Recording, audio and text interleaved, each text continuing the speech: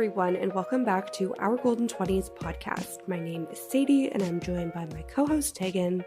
Hi. And today, we are going to be talking all about the secret sauce to how to keep friendships alive and well in your 20s. We know it's a very hard thing to do because life gets busy and you have so many priorities that you're juggling in this decade of your life. But we know that friendships are important. And oftentimes when we ask you guys, what do you want to hear on the podcast? A lot of the times this is at least one of, if not the most requested topic. So we're going to dive into it today. But before we get into it, we are going to kick off this episode, as we always do, with a connection card. Yes. And this question is there an experience from your childhood that you wish didn't happen? Oh, that's kind of a deep one. Yeah, that's really deep. I feel like there's like a general experience, and this is something that I've talked about a lot, where it's like there's just instances of me trying to do the right thing but not really knowing how because I'm a little kid, and then getting in trouble for it. So it's like one Christmas I put little like toys in my brother's stockings, and then they at one point like felt their stockings, felt that there was something in it. This is before Christmas Day. And then we're like, Santa came early, there's stuff in my stockings. And then my parents were like, Tegan, did you put something in their stockings? And I was like, no, Santa did. And then I got in trouble for lying. And I was like, I don't know. It's just like complex because I'm like, I'm trying to do the right thing, but then I'm getting in trouble because I am lying. But it's for doing something nice. And there's like a lot of instances like that. So yeah, I don't know. Like, I don't know how I wish it was different. I can't imagine like a different way to experience that, but I just wish it was. Yeah. Interesting answer. I feel like I'm not having a super clear like experience come to mind. Like, I don't know. I feel like I also lied a lot as a kid, but I was like very much an instigator, not necessarily.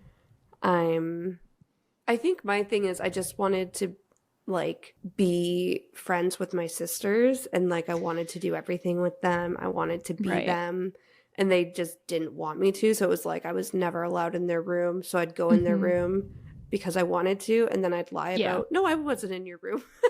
you know, so it was from a different place that you were saying, but I feel like even that, it's like that's not an experience.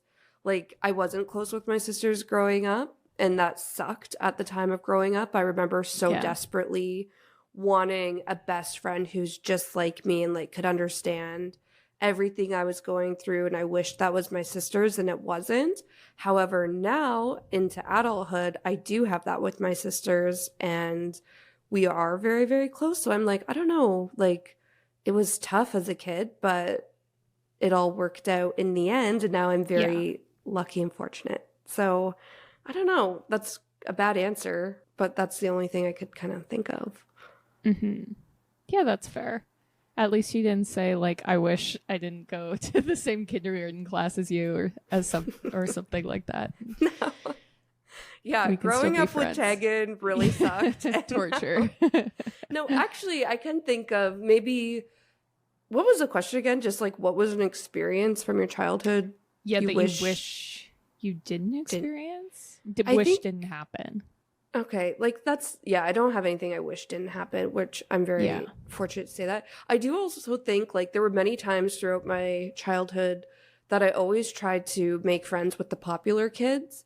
And I don't know why I did that. And I think like Tag, like me and you were like off and on friends, because I would always like be friends with like our core group of friends. But then something would wash over me where I was like, no, I'm going to go befriend these other people, because I don't know why, just they seemed cool and popular, and I wanted that.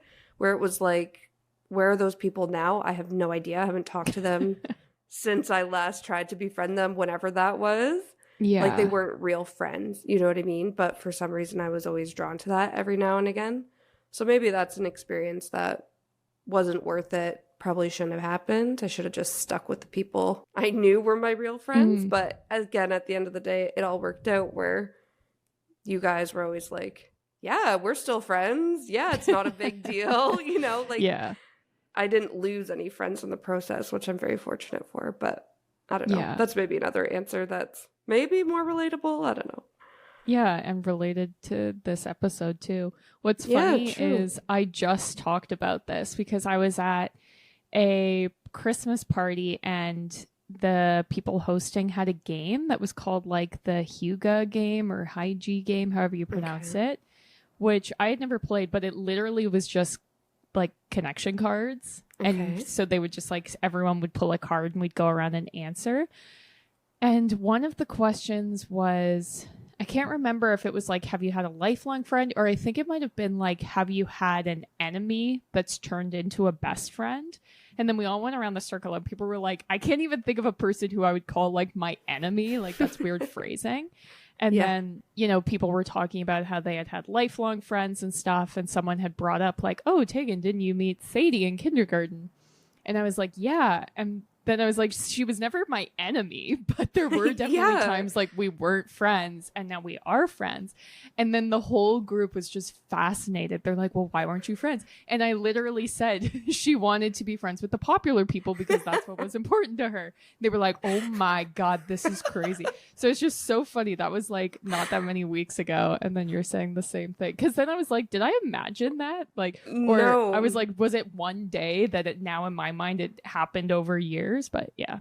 No, funny. it happened, and it happened like multiple times. Like we went to 3 different schools. So we went to one school from kindergarten to grade 6. I can think very vividly of that happening there.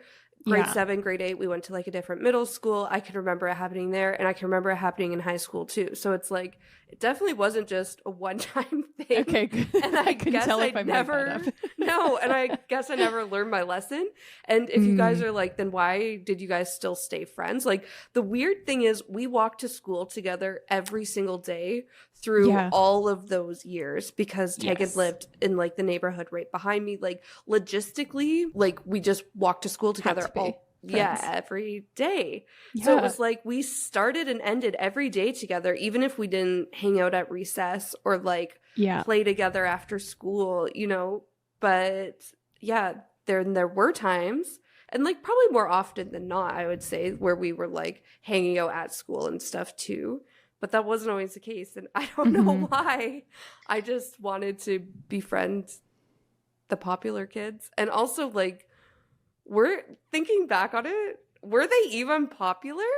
Like, I don't know. I can't even picture who you're talking about in high school. Like, I remember in elementary school, I do think they were the popular kids. But past that point, I'm like, I have no idea. The other thing that's funny is at this party, they asked how we stayed friends. And I said, because we walked to school together every day. So our story, this is so good. If we were quizzed, we'd have the exact same answer. But I do also think funny. Like you had sister energy where I didn't know how like to even talk to people like that, where sometimes I was like, I can't tell like if you're being mean or if it's just like this is how girls talk to each other, because I had brothers where it's just like a very different way of interacting where it's almost less sneaky, like it's more upfront mean.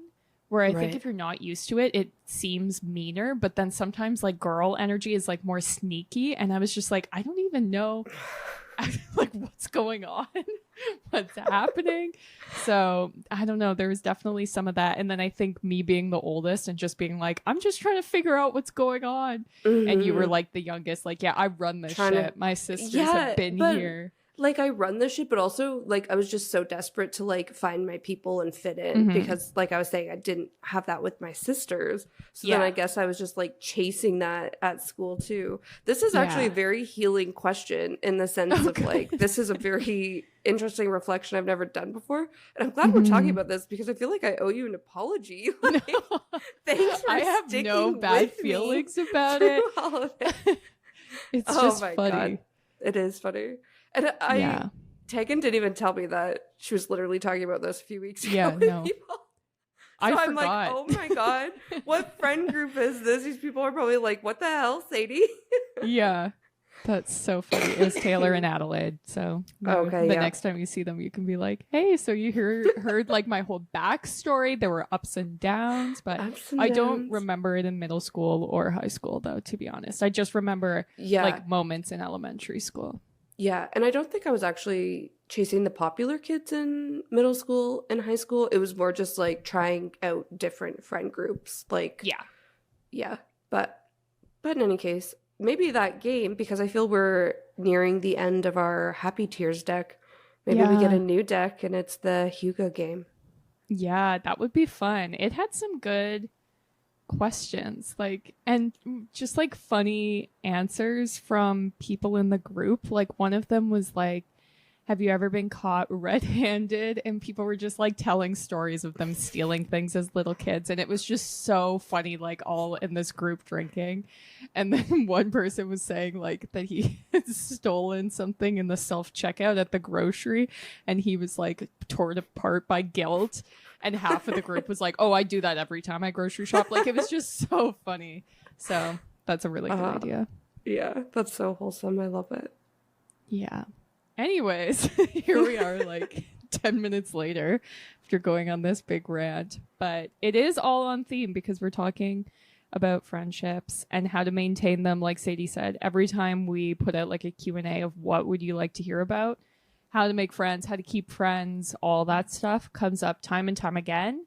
It's so hard when you're in your 20s. Even people in my life are sometimes asking me for advice on how to make friends. And so we do have a couple episodes on that, but this one's going to be more specific to kind of maintaining friendships. How do you keep the friendships alive? Because it is easier, like we were saying, if you're walking to school together or you're living in the same dorm or you're going to the same classes, it's easier to maintain friendships. And then when you're out just living your own life, you're like, how do I do this anymore? So we're going to dive into that. It's also been like kind of a trending topic, at least on TikTok, because there's been a lot of discourse around like social contracts and how there's a lot of like flakiness in today's culture where people are like, I don't know how to maintain friendships, but then they'll flake on like 90% of their friendship activities.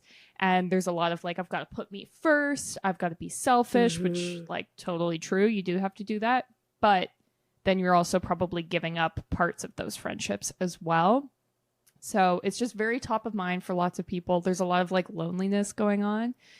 So yeah. And there's also this article that's been going viral. Like, I've seen it mentioned so many times, and it's an older article called Always Go to the Funeral. And it's actually from 2005, and it's by the writer Deirdre Sullivan. And it was a part of NPR. And the whole idea of the article is she's like, you should always go to the funeral because it means so much to the family. So one of the quotes from it is, always go to the funeral means that I have to do the right thing when I really, really don't feel like it. I have to remind myself of it when I could make some small gesture, but I don't really have to, and I definitely don't want to. I'm talking about those things that represent only inconvenience to me, but the world to the other guy. You know, the painfully underattended birthday party, the hospital visit during happy hour, the Shiva call for one of my ex's uncles. In my humdrum life, the daily battle hasn't been good versus evil. It's hardly so epic. Most days, my real battle is doing good versus doing nothing. Yeah. And I feel like that's very accurate, especially in your 20s. 100%. I think that last line especially resonates with me so much. And I think it applies to so many areas of life, like showing up for yourself. It's not a matter of doing it well or perfectly or doing it at all. It's a matter of, that's just it. Doing it even a little bit or not doing it at all. And I think about this is less so about like friendships, but something that came to mind for me in reading that, and especially that line, was the example of how I always want to call my grandparents more. Like, always. Every time I talk to them on the phone, I'm like, that was so nice. I know how much it meant to them that I called. Like, I need to do this more often, but then I don't. So it's not the matter of like choosing to do it and like how well to do it. It's just the fact that I don't show up at all. So I don't know. I feel like you can apply that to friendships. I was also thinking when you were talking about how lonely it is and like, or how lonely people are feeling these days. I do feel like social media has something to do with that. And I also feel like social media has a bit to blame for not reaching out to your friends or like not calling people, not texting them, not checking in, because you're always seeing what people are up to based on like what they're posting on their Instagram story. And like you feel like you feel like you're keeping up with them, you feel like you're keeping in touch.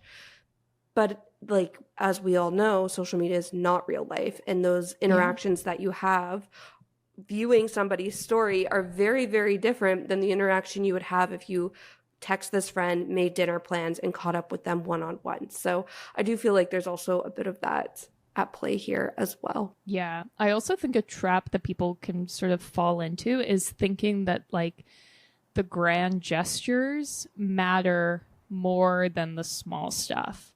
So it's like, well, I got them the most expensive birthday gift, so I must be their best friend. When, like, obviously no. But I see people fall into this trap all the time where it's like, well, I showed up to their birthday present, I showed up to their wedding, so obviously I'm a really good friend of theirs. But it's actually, I find that friendships are maintained by doing the hard stuff that you don't want to do. Over like, you went to a wedding where they paid $500 for you to have a meal and dance to a band. Like, wow, what a sacrifice you've made. Versus like, I cat sat for Sadie, where it's like, did I want to like drive to Sadie's house by myself? No. Why would I want to do that? But I did that because that's what friends do. And then I got to force her cat to look at me, which was a plus. But you know, it's like, that's better for building a friendship than me buying Sadie a fancy Christmas gift. At least I think so. I hope you agree, Sadie. Yeah, 100%. And I think that's the other thing too, is in order to have good friends, you need to be a good friend. And we've definitely said that in previous friendship episodes as well. But it's like, you also can't just expect these grand gestures from people, or even the small things. Like, you can't expect people to show up for you if it's big or small if you're not showing up for them. You know what I mean? Yeah. So it's like, I feel comfortable asking Tegan to cat sit my cat because I know if she were to ask me that, I would do it in a heartbeat. You know, like, I think it is a lot of give or take. And interestingly enough, I feel like this is also a thing I'm seeing a lot of on TikTok. And it's kind of along the same vein anyway, where people are also applying that to their partner in the sense that, like, the whole, you need to be a good friend, or you need to be a good friend to have a good friend. I'm seeing that in the romantic relationship space as well, where people are writing down, you know, who their dream person is, which is a common manifestation tool, if you will, especially for us single girls. But then they're also writing down, okay, what is the type of partner that this person is looking for? Like, that ideal person that they just journaled out. Who do they need in a partner? Who are they looking for? And then they try to embody those traits, because in order to attract that person, you have to be that person. So I feel like the same goes for friendships as well. Yeah, that's so smart. Actually, I've never thought about it that way before. But yeah, as we were saying, friendships aren't all like the grand gestures and things like that. So I did like write down some ideas of ways to like small stuff that some of it's like quote unquote hard, some of it's quote unquote easy. But I do feel like these are key parts of maintaining friendships. And the first thing is to go to the funeral, like this article says. And I get, like, no one wants to go to a funeral. Like, my grandma died and I didn't want to go to the funeral. My grandpa didn't want to go to the funeral. We had to be like, Grandpa, get in the car, we're going. But it's like, this is just what you do in our culture. It sucks, but you know, this is what we do. And even I went to a funeral of a friend from high school. Her father had passed away, and I literally had not seen her since high school, but I spent a lot of time at her house in high school. I had known her dad very well. He was like the coach of my hockey team and stuff. And so even though I literally hadn't seen him or her in like 10 years, I was like, I do feel like I should go to the funeral. Mm-hmm. And, you know, the funerals are during the week, so I had to take a day off work. It was in my hometown. I had to drive 2 hours. Like, none of it was easy. The easy thing would have been to do nothing. But for some reason, I was like, I'm going to do it. And then I was like the only person at this funeral who was the age of the kids. No one else showed up. No one else that were like friends of any of the other kids, like her siblings, nothing. It was just me. And they were so happy to see me, like all of them, all of her siblings, because they were just like, oh, thank God, someone normal to talk to.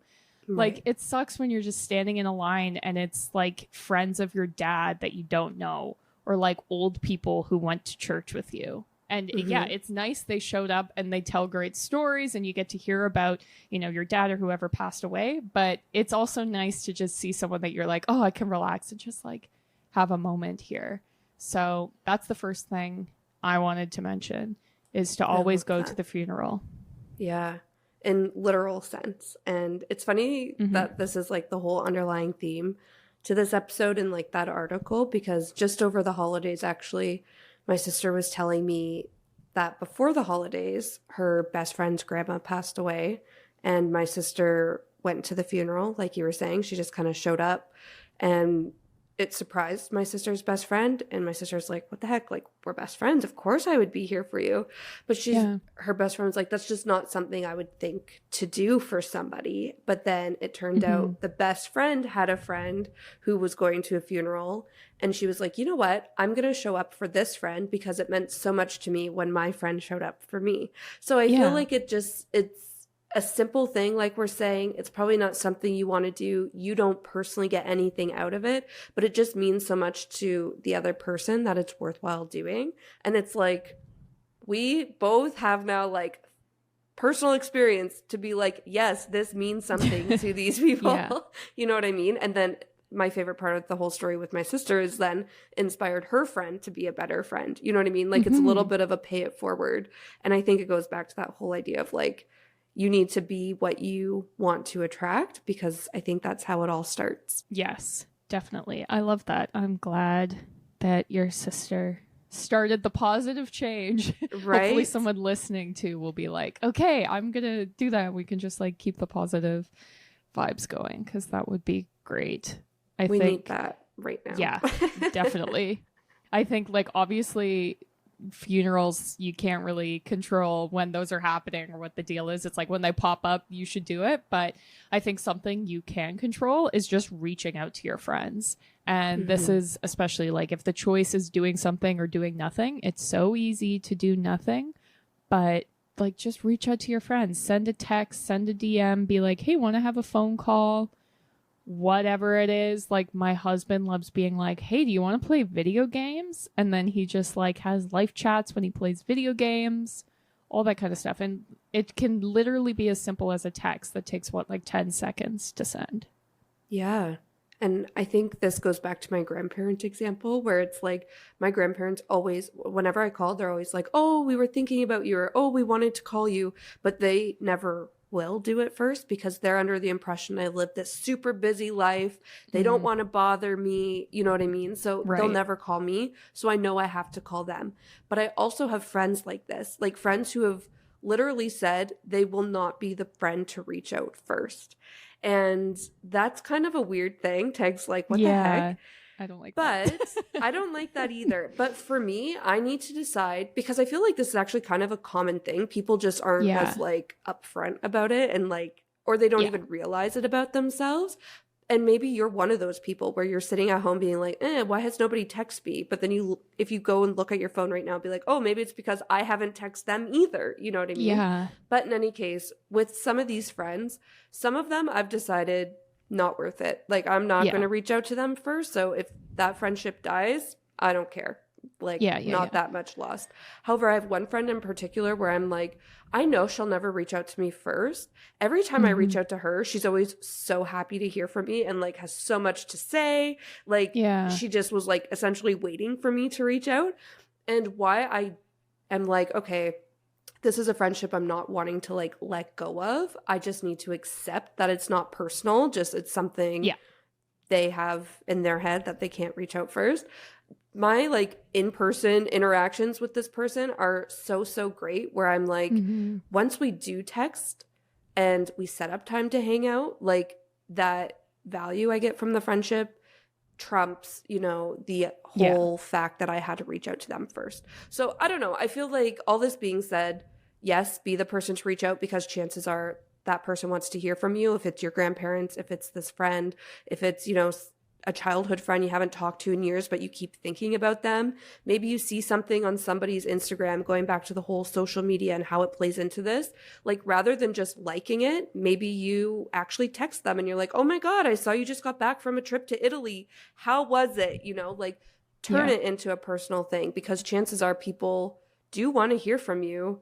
They just don't think to reach out, or they won't reach out first. Yeah, definitely.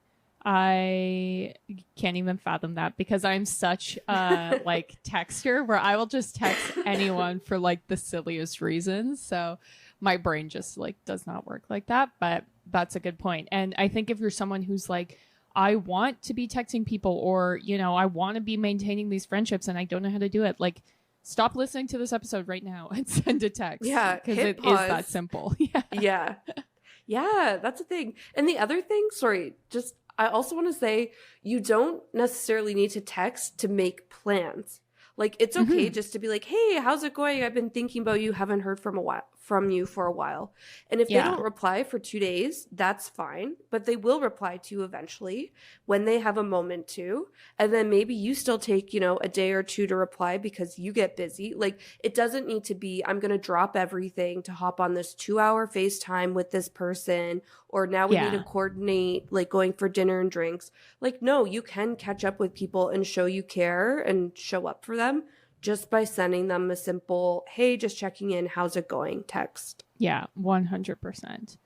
I think the next thing I had on my list was, I was still thinking down like the rabbit hole of going to the funeral, but it's like, if your friend's going through a hard time, or even if they're having some sort of success, it's nice to be like sending a card, sending flowers, sending something like that. Like, if the funeral is happening and it's a plane ride away and you can't afford it, don't be like, oh God, well, there goes the friendship. But it's like, you can send flowers. You can send them a text to say you're sorry to hear about it. You can leave a message like on the funeral page, send a card, like little things like that. And the same if they're having something successful happening, or they're having a birthday or things like that. Like, these little moments, little gifts can go a long way. Yeah, 100%. And I think of like a few years ago, a personal example of this for me that meant so much to me was a few years ago, my family had to put down our family dog, and my coworkers knew that this was happening, but that's not something you really like take time off work for. I was working from home anyway, so I could hide kind of how sad I was. But my coworkers knew that this was going on, and they sent me Craig's cookies, and it was like half a dozen cookies, and it was just like, this is to cheer you up, to let you know we're thinking of you. And it was so simple. It was just so unexpected, though, that I didn't think they would do that. I didn't think anything of it. And then this cookie show up at my door, and I was just like, that is so nice. Like, my love language is gift giving. So I was like, oh my gosh, it's so nice to like get something. And, you know, that does make me feel better. But in any case, just being like, yeah, we got you. Like, we want you to have this to like cheer yourself up. Like, that's so nice. But I also think it can be simple things too. Again, going back to the whole text notion, like, I think you're talking about positive things too, Tag. Like, I'm a big fan of, if I know somebody has a job interview or a really big presentation or something, like my friends were telling me about it, I'm going to text them good luck the day that situation is happening. And same, even following up, being like, hey, how did it go? You know, like, I'm invested because I actually care about them, and like, I want to be that good friend for them. It could be the same when they're traveling. Like, it doesn't even need to be this big like life milestone moment of like a funeral, a job interview, anything like that. Even just when they're traveling, like, usually I know when my friends are like leaving the country. So it's like, safe travels, you know, I know you're getting on a plane today, safe travels, have a great trip, be safe, whatever little message I want to send them. But it's just like, I'm thinking of you. I know you're going through something that's important to you, and I want you to know, yeah, I'm cheering you on, or I got your back. Yeah. I love that. Sort of related, I keep notes of people's like anniversaries, birthdays, and stuff in their contact card or whatever it's called in my phone. And yeah, it's like so simple, but it's like when I see on Facebook it's someone's birthday or someone posts an Instagram story being like, happy birthday, so and so, like take a note of it. And then it takes the brain power out. It makes it even less of like a barricade for you to climb over to send that text saying happy birthday or happy anniversary or anything like that. I also think a big thing is when you're in person with someone, first is to be fully present when you're talking to them. Like you've made all this work, you've sent the text, you set up the dates, whatever it is, then put your phone down and actually be there to like be there and to be a listener. I also think another nice thing is to like ask or remember the names of the people in the stories that your friends tell. So if they're talking about the same coworkers, like keep track of who the coworkers are. It's not that hard. Or, you know, who they're dating, that person's name, whatever it is, because it shows that you're interested, you're invested in their relationships. And it also just makes it easier to communicate. Like it's a lot easier to be like, and then Tyrell did this and Tyrell did this, instead of being like, and then my boyfriend or my husband or whatever. So yeah, again, like it's simple, but I still feel like it's worth saying. Yeah. I feel like I have two other things to add to that, like being present. And the first is actually kind of maybe related, maybe not, but I feel like I have really deep relationships with my friends, and people ask me like, how, like, why, how did this coworker who you just asked, like, hey, how was your weekend? How did they go from that to being like a really good friend where I know like intimate details about their life kind of thing? And I think it's kind of the same logic you need to apply to dating as you do to friendships, where it's like in order to have people like open up and be vulnerable and like actually form a deep relationship with them, again, you need to do that with them as well. So it's like you need to share information about yourself, and like, yeah, you need to tell like personal stories and like talk about those coworkers, talk about whatever you went through with your husband or your boyfriend, like, and then over time they're also going to share that with you, and like that's just going to add another layer to your friendship. So I think that's the first thing I wanted to mention.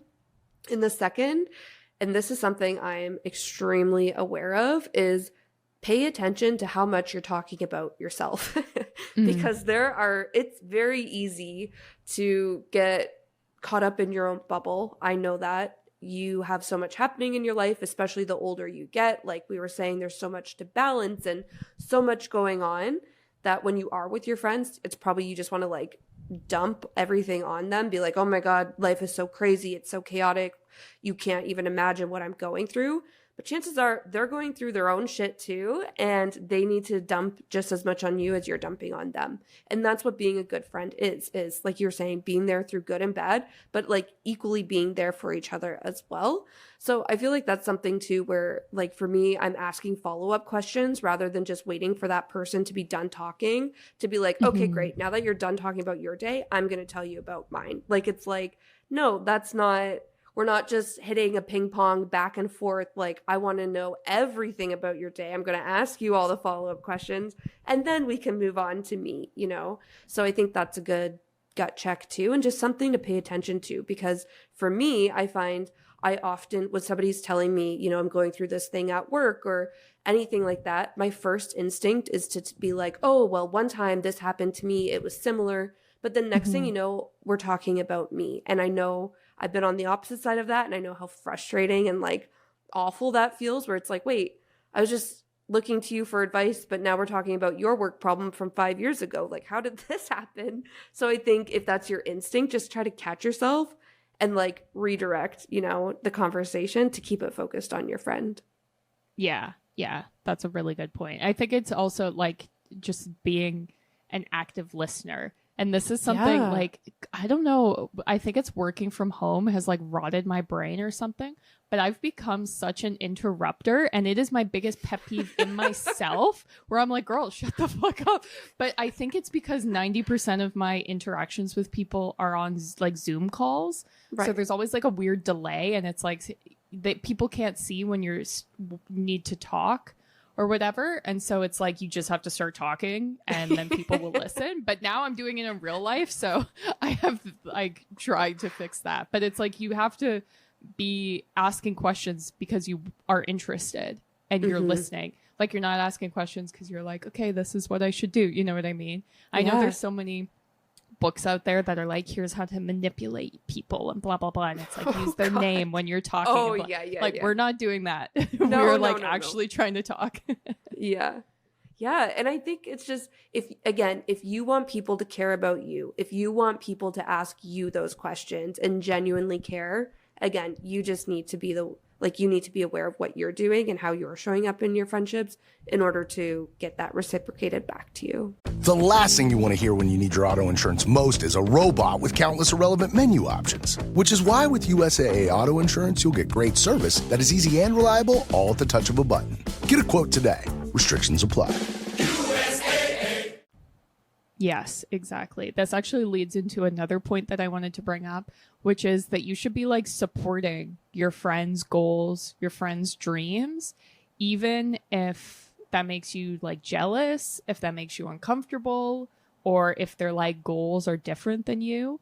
Because I've lost friendships because people were like not supportive of what I was doing, what my husband was doing, what we're trying to do. Like people are weird about that kind of stuff.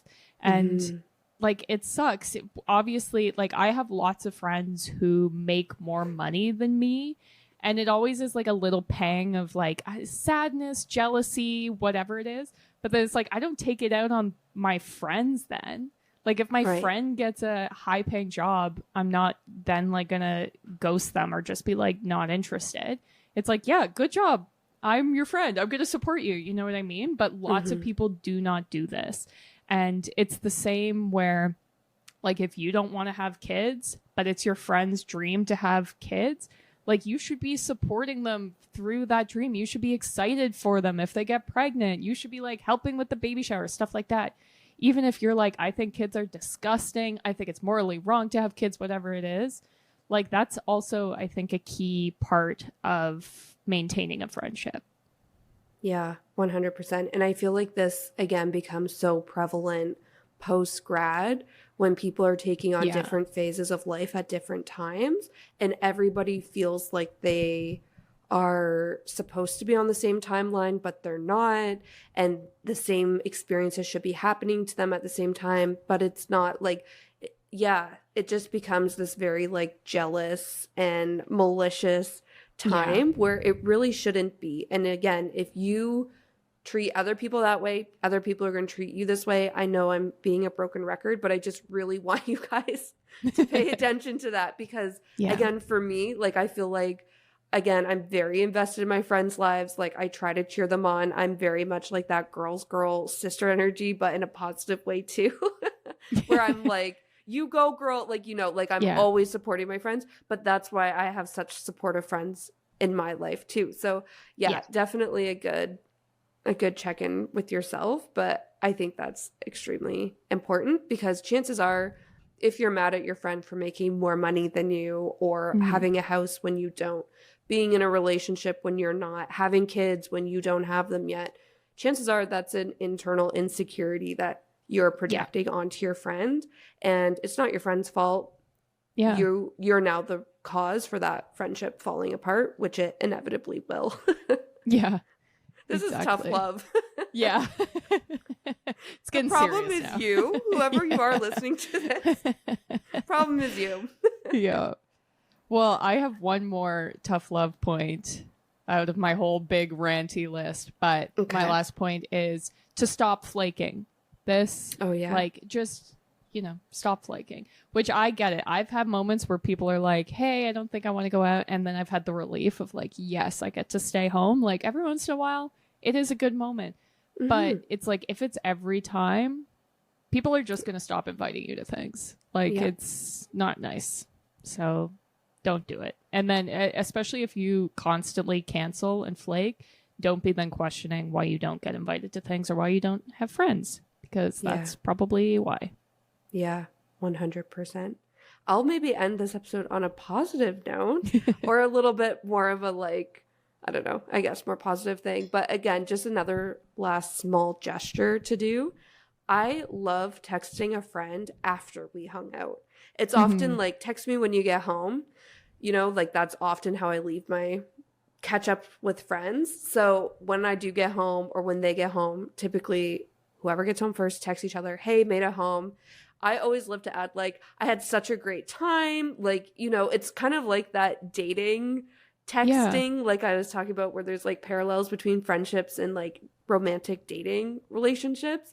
But I love that. I live for that. Like, same with if you went to someone's party and they text you the next day being like, hey, thanks so much for coming to my party last night. Like, hope you had fun, whatever it is. Like, that just means so much to me, where it's like, not only did we make an effort to hang out, then we actually did it and we hung out, we caught up. Now it's like, sitting here thinking about it, it's like, oh yeah, that was a really great time, and like I'm so glad you feel that way too. Like, I don't know, it just warms my heart so much. So maybe this is something small you can work into like your friendships, because I feel like it goes a really long way. Yeah, I love that. That is a good note to end on. Some positivity, because it's all good. Hopefully we like shared some actionable items that are inspiring, and not just you like spiraling at home being like, oh god. Yeah, like hopefully we built you up after we knocked you down. Exactly. So good. Okay, well, yeah, I guess that's where we'll leave it this week. If you like this episode, make sure you first give us a rating, because that really, really helps our podcast, and then make sure you're following or subscribed to us so that you see when new episodes drop. They come out every single Tuesday. So prepare yourself for that. If you don't have any friends, we can be your virtual friends every Tuesday. And you can also follow us on social media at our Golden 20s on almost all the platforms. And we post there throughout the week, not just on Tuesdays. And we also have a Patreon page, which is the best way to show your support for the podcast for as little as $2 a month. That's everything this week. So thanks for listening. See you next Tuesday. Bye.